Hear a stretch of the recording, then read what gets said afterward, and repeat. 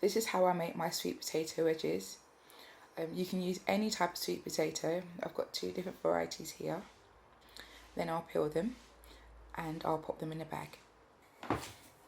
Before I go ahead and pop them in the bag, I cut it in 2 first, and I cut the ends off, and then I'm going to cut it into little wedges.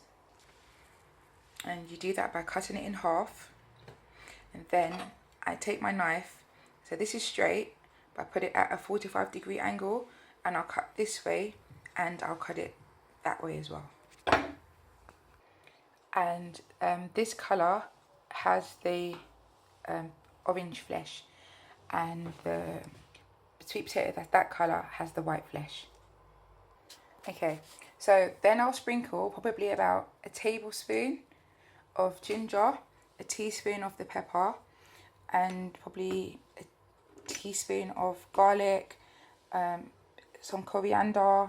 I've got cumin, about a teaspoon, and about a teaspoon of salt into the bag, and I'll mix it all up together, just give it a good old scrunch. Okay, so now I've got everything in the bag, but I did put the oil in first and rub the oil in the bag because it makes it easier for the seasoning to stick to it. And then literally just mix it all up together. If there's any ingredients you don't like, then you don't have to add it.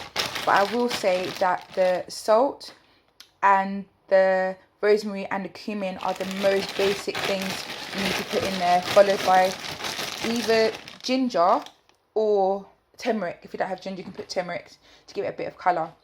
I'm going to transfer this into an oven dish, and it will go in the oven for between 45 minutes to an hour.